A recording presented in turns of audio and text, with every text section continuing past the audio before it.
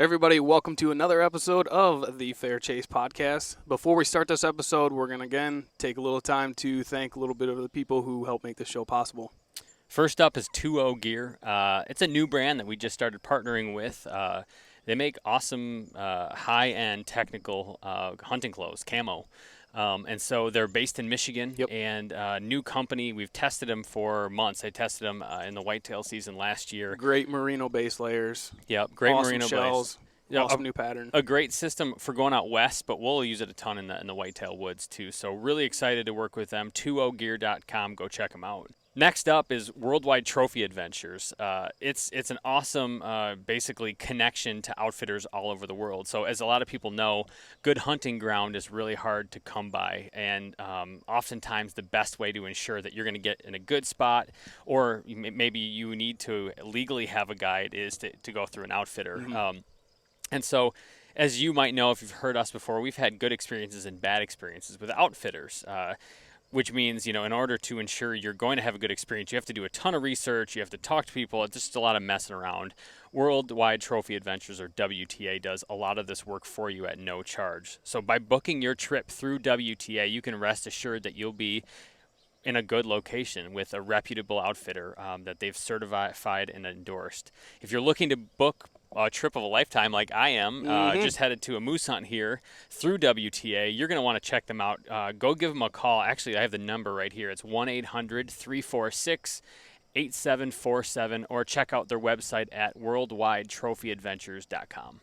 All right, so we love Trophy Line. They offer more than just saddles. Believe it or not, they have their own climbing sticks. They've got platforms.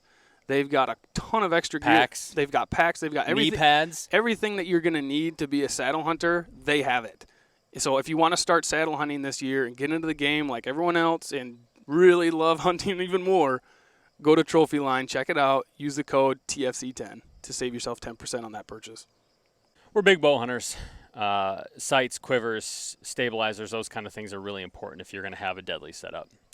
And so we've tried a lot of different companies in the industry, and we've kind of figured out that we really like Redline gear the best. So we are shooting their torch sights this year. It's a really cool sight. There's a lot of good micro adjustments you can make. You can customize a lot of the stuff on there. Really make it your own. The chargeable USB rechargeable light is really sweet. Cool. And so we're huge fans of their stuff. We use them all the time. It's worth going to check them out. Check out Redline. Use the promo code TFC10 for 10% off your purchase, and let us know what you think. We love them. Hey, everybody. Welcome to another episode of the Fair Chase podcast.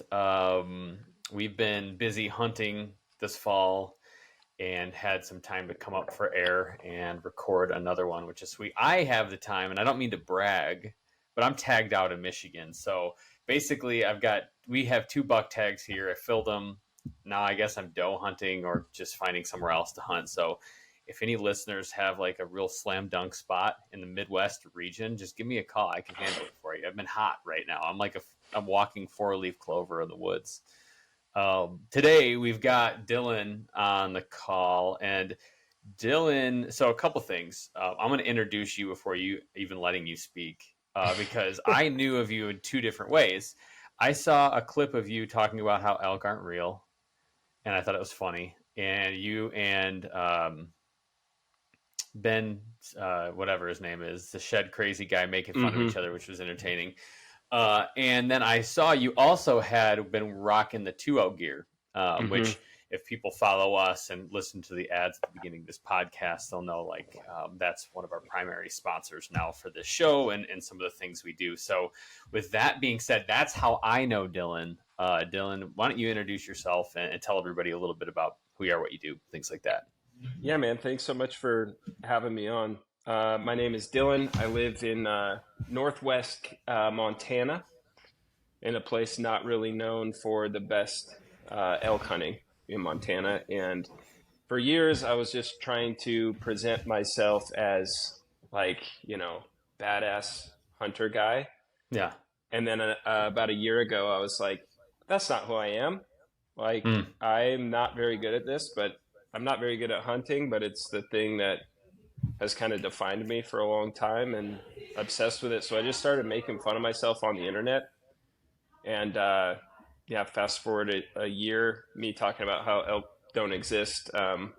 It turns out a lot of other hunters feel like how I feel. Yeah. And so, 3 million views later and companies wanting to give me money to use their products, it's been pretty wild for a guy that sucks at hunting, who's mediocrely funny. And now I'm on the Fair Chase podcast. Pretty cool. So you've sold out, basically. Absolutely. You've gone corporate, you're a shill, all that stuff, right? I have zero shame in being a sellout. Yeah, you're like the Peyton Manning of the hunt. I always respected Peyton Manning because not only was he a great football player, fun to watch, good guy and everything, but he was on every commercial. And I always Still thought is. yeah, still is. Like if I were that, like why would you not be on tons of commercials for creams and cars and boat, whatever. So Yeah. no, I think that's. But I have to ask, like, okay, you say you're not like a good. What's a good hunter? What does that even mean? Great question. Because, in the social media age, every hunter is just comparing themselves to the Yeah, 9,200 inch deer they can look at on the internet and go, well, I suck. yeah, Kind of the benchmark for me was trying for 10 years to kill an elk and not succeeding. It's yeah. like, Bow wow, or gun or both? both. Okay, yeah, just Both. whatever you can throw Knife, at it. Yeah, block, dude.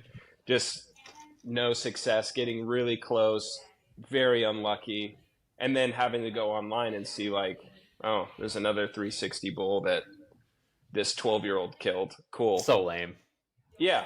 And so I was just comparing myself to people all the time. I'm like, the hunting world is so tends to be so over serious. I'm sure you've seen this, and I just think I got into hunting because it was fun.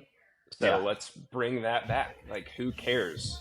So that's kind of where I'm at. But I figured out a week and a half, 2 weeks ago that elk are real.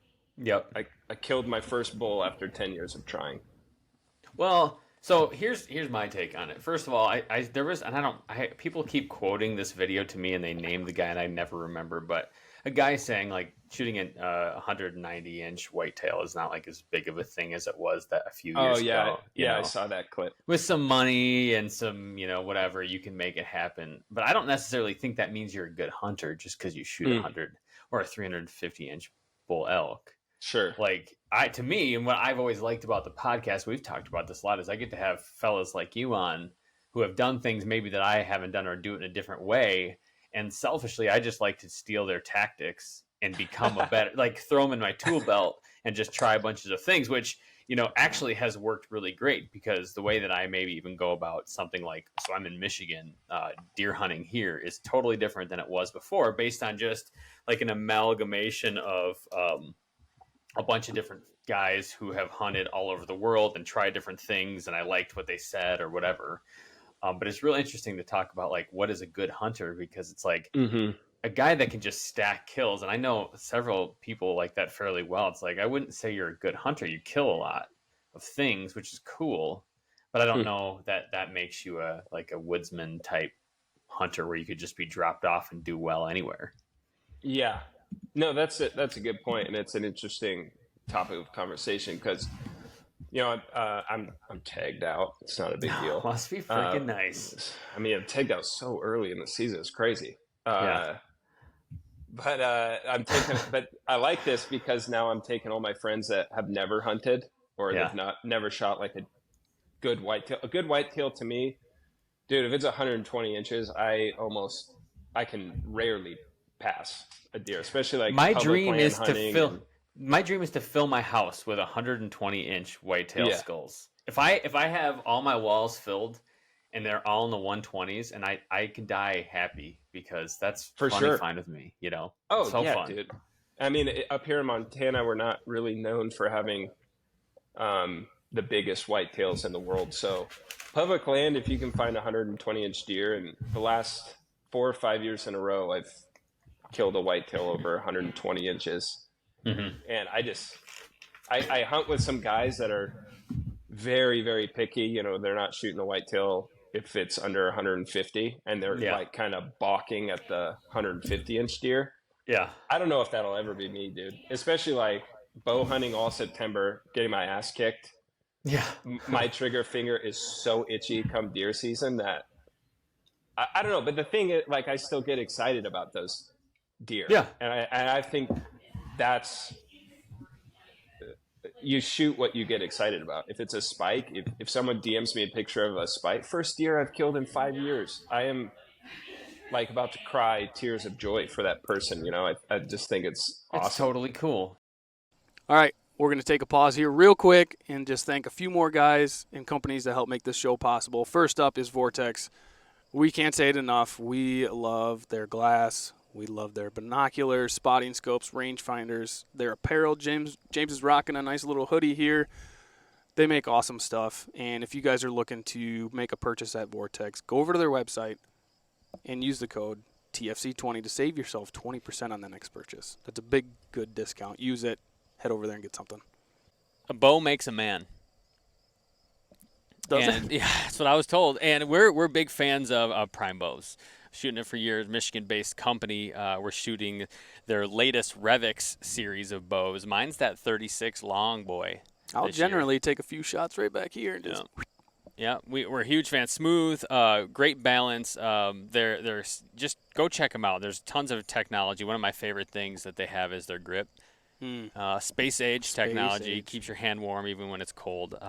Highly recommend. Go check out Prime Archery.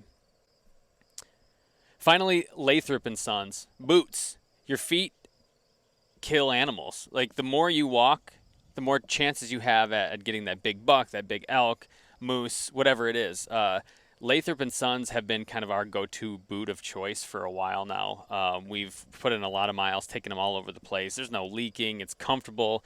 Stephen and James there they're like foot scientists. They're geniuses. I got messed up feet, and they basically will, you take an imprint of your foot. They'll look at it, look at your arch, how wide it is, how narrow, how long, and they literally build the boot around your foot. So you're not going to a box store and picking up something that you hope is going to fit your boot. These things actually are tailor-made to your foot. So they're super comfortable. Mine, I could walk all day in them. So if you're looking to get a boot, if you're looking for a boot that's made for you and not somebody else, go check out Lathrop and Sons. And I always know, like, and I did this earlier in the year. I'll text. I was telling you, we got me, Jared, and Joe. I'll text the boys like a video or a picture of a buck that walked by that I didn't shoot earlier this year, and it was not a very big buck. And they gave me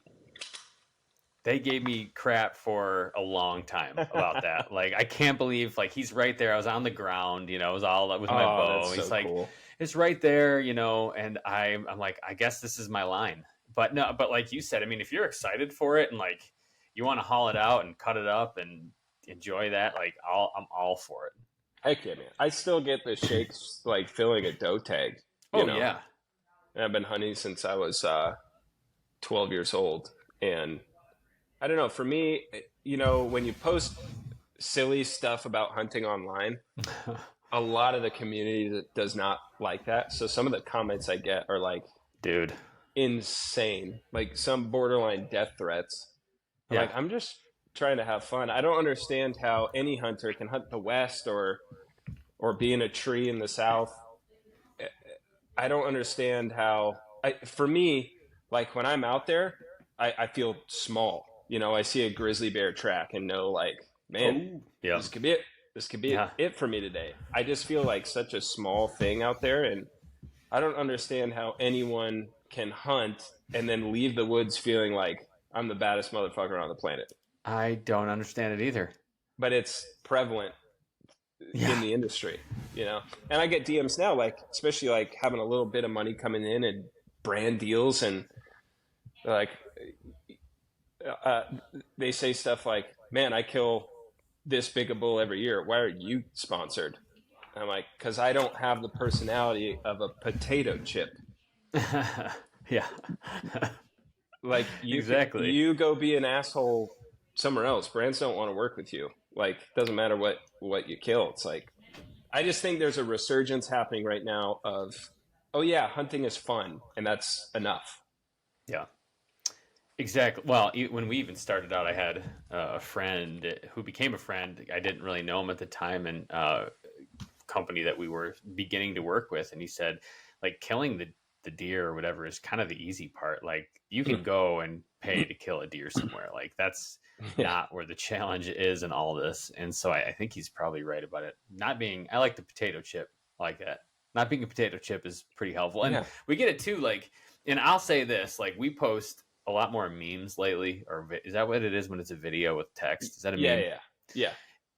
Clearly I was not on board at first, thought it was silly and like made us look stupid, but we do it a lot. I never come up with good ones. The guys do.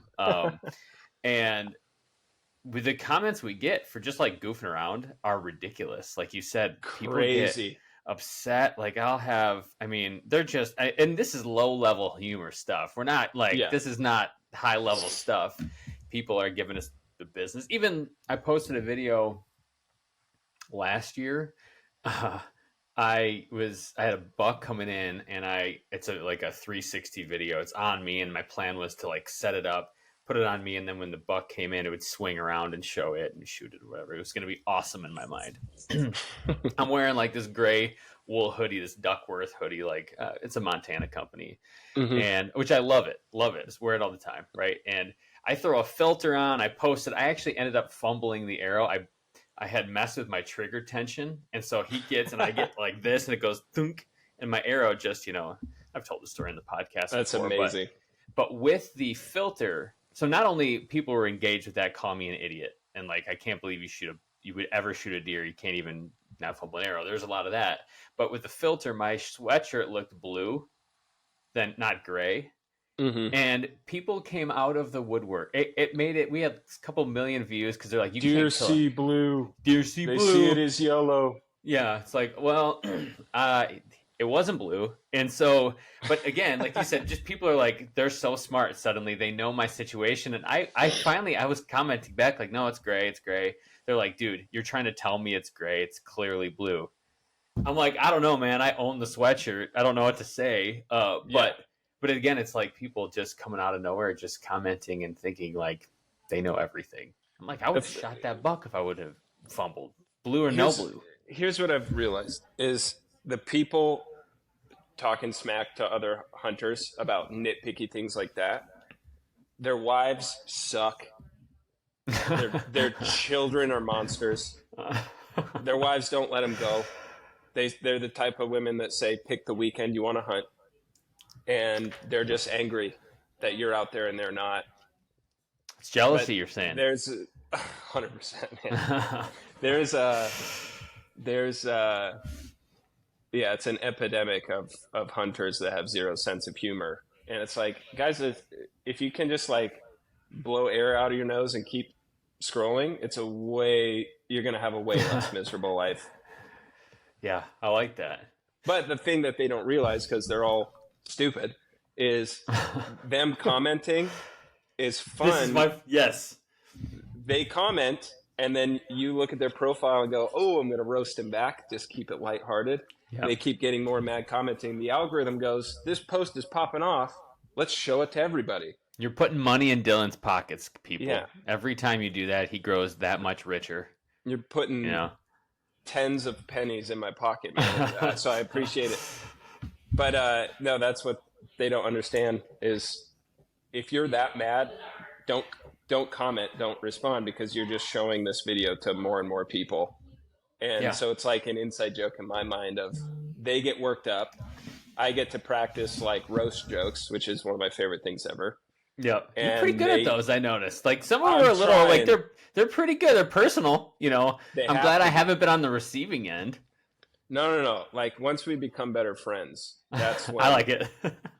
You only roast the people you love. So I'll post something about Shed Crazy, he's a really good friend of mine, and make fun of him on my story or something, and I'll get DMs like, "Dude, why do you hate this guy?"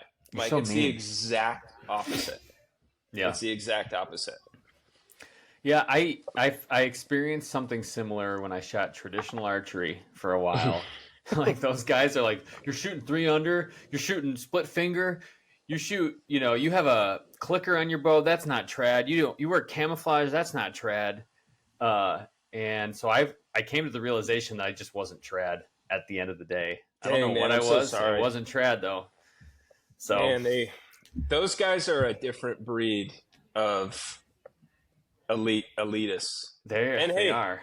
if you can kill an elk with a trad bow, like you deserve to be a dick. Yeah, You've earned that you right. win. You're better than Yeah, me.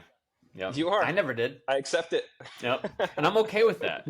No, it's so funny. It's so funny how that goes. Trad being a big thing, and I'm excited. I missed a turkey 2 days ago. Mm. I'm excited to post that video. Yeah, It's dude. just bad. It was I love chaos. I love it. It's like when the big time hunters, that they kill giants year after year. They get it on video. I love when they post a miss or a fumble or talk about like, man, it royally screwed that up. The adrenaline got the better of me. I was like, okay, one of us. It's because you can't be. It's not even possible. Like Mm-mm. I was out. I had seen the spot where turkeys just roost every day. I have a trail camera. They literally walk past it twice a day. I'm like, sweet. I set up right in the middle of it. Turkeys come up in front of me. I'm like, sweet. Then I realize there's a group of turkeys behind me, kind of to the side of me. Like, oh no, I can't really move. And they're like a few feet away. Then I realize there's a group of toms coming up behind me yet. And it was so much chaos. Like I made a terrible decision. I'm like, I'm just gonna, try to shoot this one. I try to get going real fast, and I'm like, oh, I don't have time to range. He's like, he's probably like 25 yards. And he was like 40. Yeah, I literally sent it into the dirt. I love it. So, yeah, no, it's. I mean, like if it doesn't happen, I think is like if you're not actually making that mistake, you're probably not even a very good hunter because that's when I learn the most. That's when I figure out stuff or how a deer or a turkey or elk or whatever works when I blow 100%. It's like the people that I can't believe you screwed that situation up. Oh, I wouldn't. Like you just don't hunt enough then. Yeah. Yep. I For sure. mean, there's some people out there that are genetic freaks and they have never missed or whatever, and good for them. But I don't relate to that at all. No, it's like Sorry, go ahead. No, all you. My bull this year, it's like I missed a way bigger bull 2 days prior. That's going in the film. Yeah. And then the bull I killed, it's like the clip I posted, just the like final kill shot or whatever. I talk about, I was hitting high on those first two. I shot at this elk 5 times. And my buddy is like, do you want to edit it out so that it looks like, I'm like, no, like keep it all in there. Cause I'm saying I hit high on those first two. Then when we watched it back on the full screen, I was shooting low, but thought I was hitting high. So I was holding low and I can't figure out what the hell is going on. Finally got calmed down and then put the final shot on. But I'm like, show all that, dude. It was a rodeo. It was 400 yards, which for some guys out west, that's like a chip shot. Yeah. Not for me, apparently. No. Yeah, I'm like, show it all, dude. It's messy out there. I'll show you. I've got this book right here. This is a great book if you've never read it. Hunting Trips of a Ranchman and the Wilderness Hunter by Teddy Roosevelt. It's all dog-eared. Nice. Read it many times, and I keep getting people sending me the same book because people know that I like to hunt. But what I like about it in there is like he regularly talks about just flinging bullets at animals missing and stuff. He's like, oh, it was a terrible shot, flinging, and I'm like, yeah, that's pretty relatable. That's just how it goes. And like you said, you think, oh man, I'm hitting high, I'm going to adjust on a rifle shot, and then you go back and realize actually you weren't, and then you were just making it worse, and you're just confused in the moment. I was redialing my MOA, like, okay, now I got it. When all I had to do was just hold center mass and actually squeeze the trigger instead of like slapping it. Yeah. So I slapped. I did it. Yeah. I got it done, but it took me like $50 in ammo to do it. So yeah, that's right. Even a shot. Like I took a shot and I noticed I'm like that was not a good squeeze. Like you can see I'm just like bop bop, Yeah. But it's like I'm so excited in the moment. I got this moose in front of me. I'm just like just cranking that trigger like whatever. The moose it's is hard dead. not to do, man. And I have a running theory that some of the best hunters I know, they're like engineers by trade. Yep. And I don't know if you've ever talked to an engineer, but not a lot of emotion or personality No. comes We've out. had a few on the podcast. Yep. So I think being a charismatic, like passionate dude actually hurts me in the hunting world because I get too excited. Yeah. That's my You're all running heart. theory. I'm all heart. Yeah. Yeah, exactly. I need to be more of a sociopath, like an engineer. Yeah. Yeah, and that's really what engineers are. They're sociopaths. They're all and we can all sociopaths. agree. Yep. My brother's an engineer, and he's kind of just like going along life like this. Me, I'm highs, all low. over My the place. highest of highs. Yep. I'm on antidepressants, brother. Like Something. the whole thing, trying to just get through life a little more like this and not this. So It's more exciting with the highs though and the lows. it is a little more exciting. It's like my doctor wanted to put me on ADHD meds. I'm like, I don't want you to take away my superpower. Yeah, You know. it is your superpower. Yeah, exactly. I feel the same So- way. I was on them for a while as a kid. Took away my superpower. Got off of them. Basically a superhero now. Exactly. You know. Unless you have to like put the laundry away. And Yeah. Good luck. Or math. Really, just any Yeah. math. You know.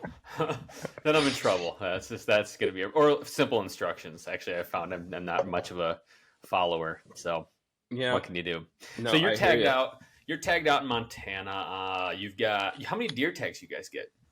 Just one general deer tag you can put in for others. But then in the 170 unit, which is like town area, Yeah. it goes for a while. There's a couple like state lands on it where you can actually use a rifle. You can buy pretty much as many doe tags as you want. That's fun. So I always have one or two in my pocket. Those are great hunts to take the kids on. Super Yeah. low pressure. I'll probably wait though. I've spent like 8 or 9 hours butchering Dude. the last couple days. It's a lot of work, but I love. My grandpa was a butcher for 50 some odd years, and we'd always cut the deer up with him, and he'd Yeah, sneak yeah. sneak you a Coors Light, say don't tell your dad. Like I just have such fond memories cutting meat, and now we do every year once everyone's kind of tagged out, we do a big butcher party at my buddy's house, and I love you're those. having whiskey and telling stories till like 3 a.m. and Yeah. it The takes you like best. 5 hours to cut an elk up because you're just BSing and laughing the whole time, but Right. it's the best, man. Yeah, it's awesome. I have my wife says that I need to take it easy on the butchering because I did a moose hunt and that took freaking ever. I've been doing $2 and I live in a condo.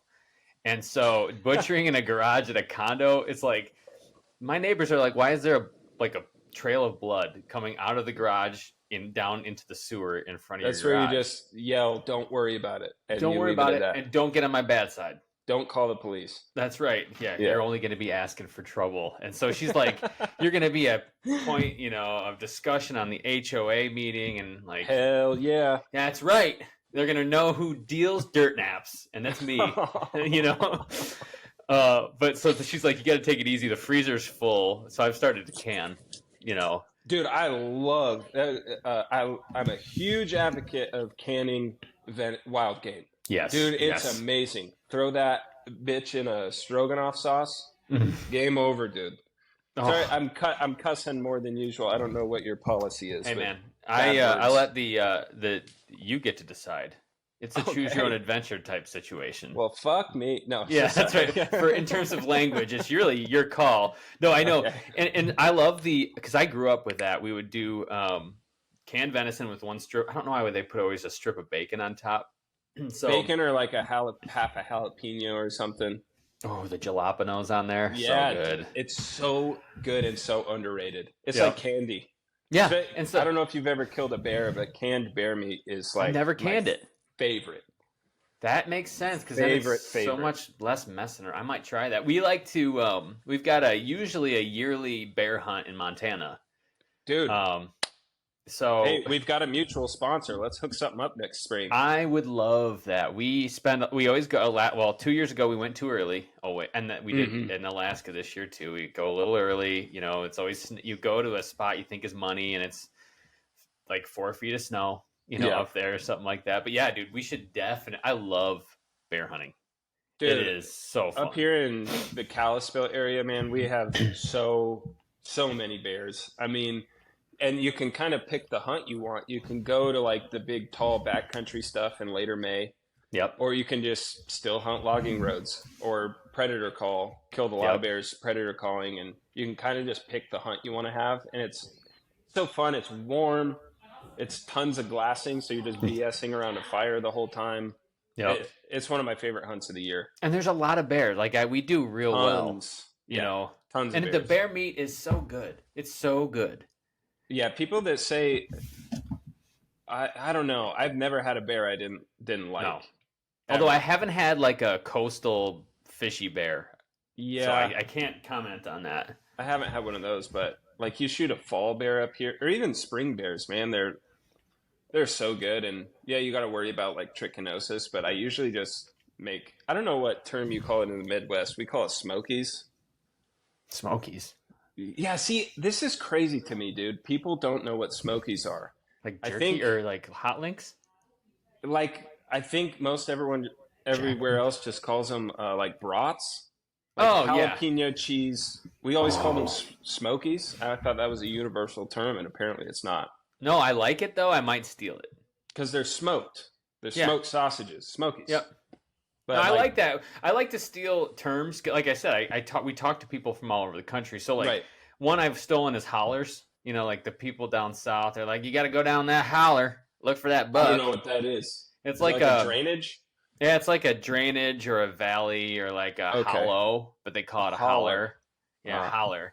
And so smokies. And the other one was, we call them prickers, but they called them, somebody from Pennsylvania had a different name for it. Now I can't remember off the top like of my head. thorns? Thorns. We call them prickers. Interesting choice. I don't like that. I always feel a little uncomfortable saying it. I don't like that at all. If it's fair. And they had one. You can keep that one. Yeah, I can keep that one. That one I'll keep to myself. That's fine. Whatever. Not all cultural terms are worth spreading. Man, some we were are. Down in the holler and got ravaged by prickers. Yeah. I don't like that, dude. No, cut up by prickers, left me bleeding. Yep, you don't want that. I don't like it. So are you done? Like you're taking people out? Are you're done for the year in Montana? Are you heading anywhere else for the year?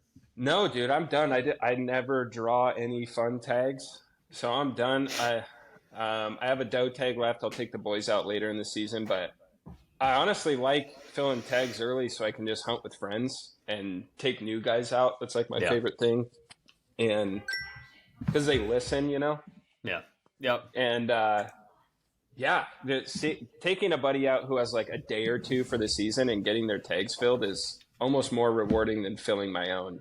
Oh, yeah. This is my favorite thing ever. I can't wait for my kids to be old enough to hunt, but till then, taking them out on these like really low pressure, easy deer hunts, they can be loud. We're going to laugh and have fun, maybe kill a doe. That's the best, man. All the pressure's off, which there should never be pressure to begin with. Yep. But yeah, it's crazy. Like my whole brand was accidentally built on not being able to kill an elk. Mm-hmm. Now look at you. Now the running joke for the last year has been like, what are you going to do when you actually kill one? Like, I'm like, I don't care what the repercussion is. Like, if that kills my brand by killing an elk, like, I don't care. Yeah, it's worth it every time. Yeah. Goal is just try to kill another one, and Yeah, it'll probably take me another 10 years because this one and the big controversy is I killed this bull on private land. Oh no, you are like, can you? Was it chained up to a tree? They tied it up in a fence. Yeah, and I still missed it 5 times. No, but that's what everyone thinks. It's like they see me switch camos, and the next thing you know, I kill a bull like 2 weeks later. My first clearly bull. Sold out. And I mean that has been some of the hashtags on my posts. But people think like I had been trying to get access to this place for 3 years, like on my own. Yeah. Like, so I got permission, 7,000 acre ranch that goes from the river bottom up to 7,000 foot mountains. Guess where I killed that bull? All the way at the top. There was 6 other hunters in there that had permission that we had to work around.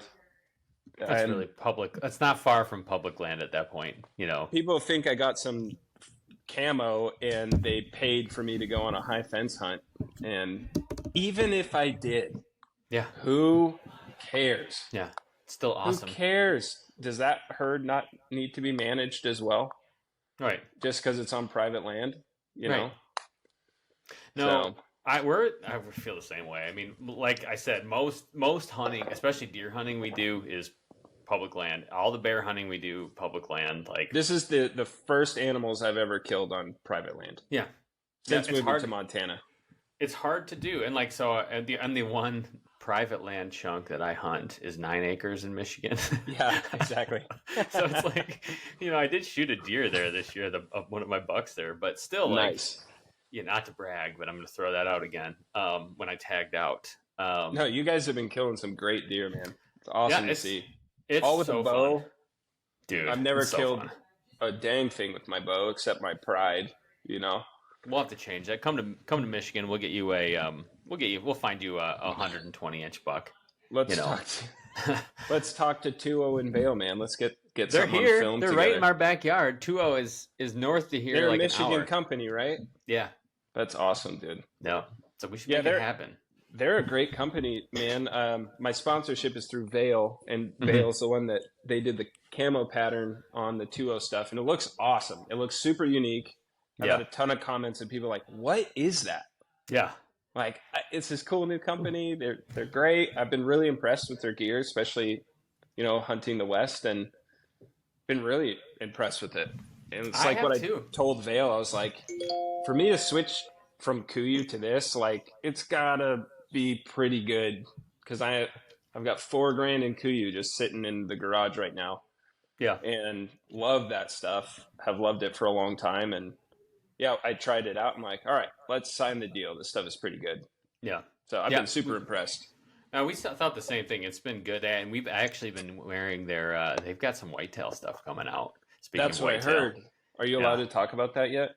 I don't know. We'll see. I'll say it, and we'll see what they say. I was Bibs, and they're it's a prototype. They're going to change some things, but I'm a big. If I'm whitetail hunting in a stand, I'll put on Bibs early in the year because I'm just standing there. It's like, why not wear a blanket basically while you're sitting in a tree, Yep. So and that's I haven't hunted out of a tree in I don't know how many years.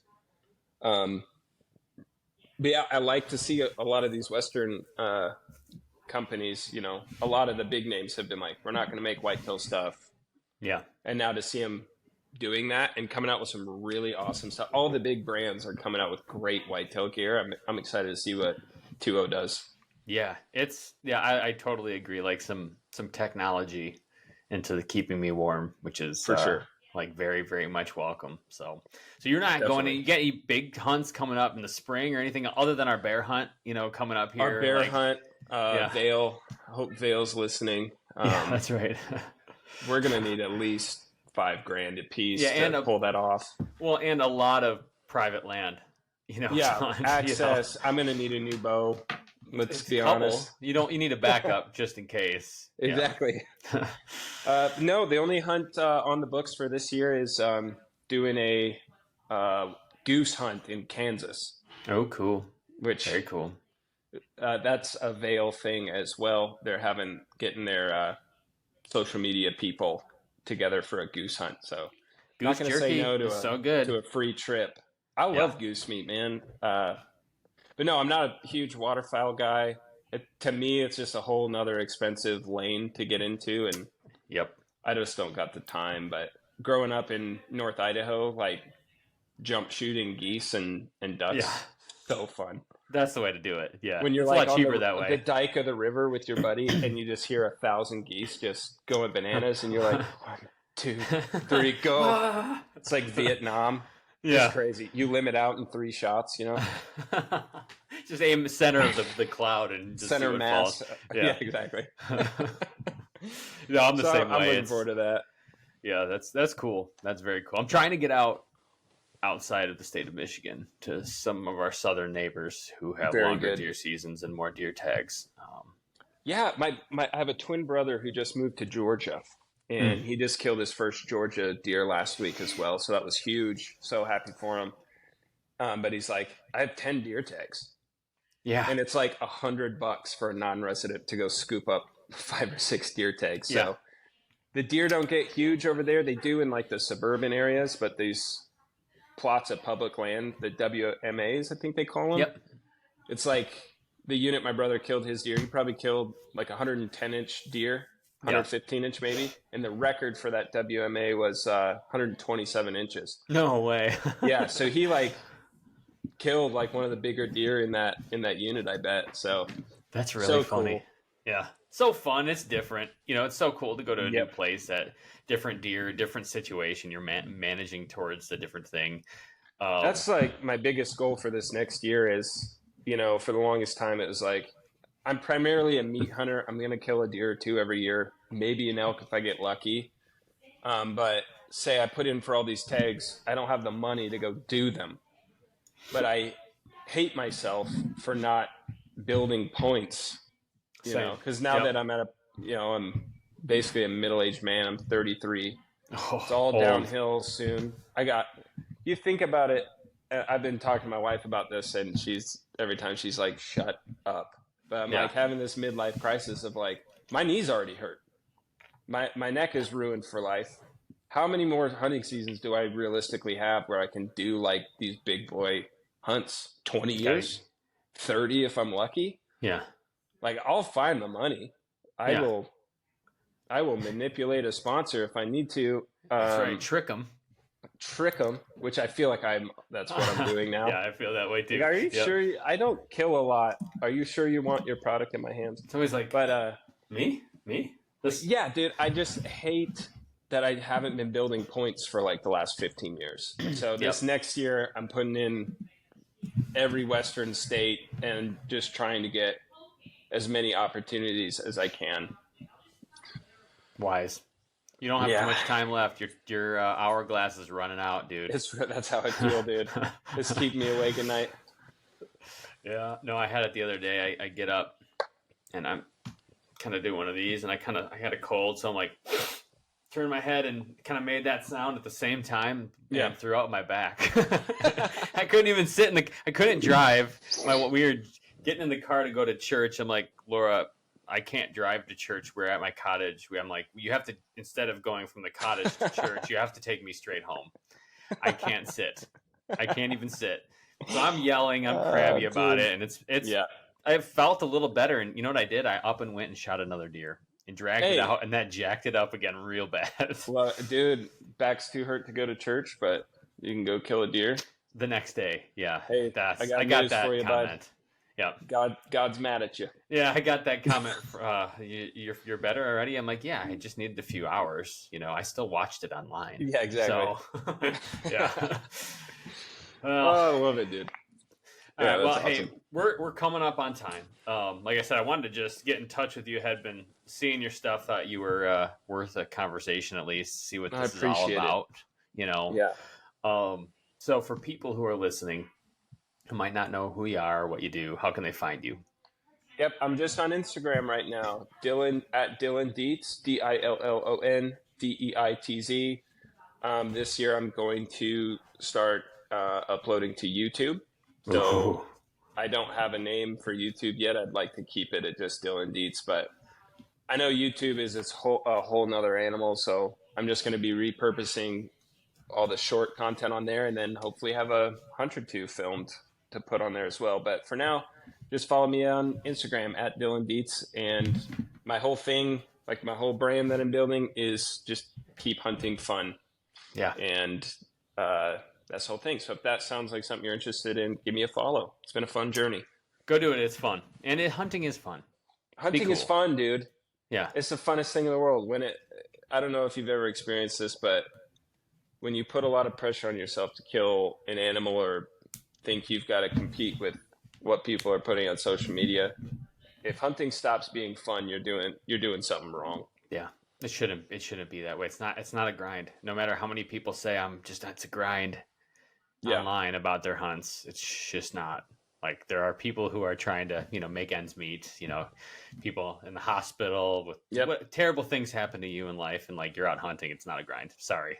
I just don't agree. Yeah. It's fun. All of it. It might be hard, but it's fun, dude. It's and hard, that's why but it's we fun. all got into this.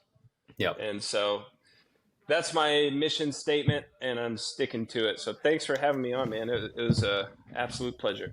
Appreciate it. Thanks, everybody. Go check them out. Let's go bear hunting next spring. Bear hunting in the spring. I mean, just keep an eye out. There's going to be that too. Absolutely. All right, we'll see you. See you, man. Hey, everybody. Thanks for listening to this episode. We really do appreciate it. If you want to go on to any kind of social media platform, give us a like, share, subscribe. It'd really help us out. Keeps the train rolling. And if you guys really like what you're listening here, give us a 5-star. Either way, even if you don't like it. Even if you don't like it, 5 stars. Helps everyone out. We'll see you out there.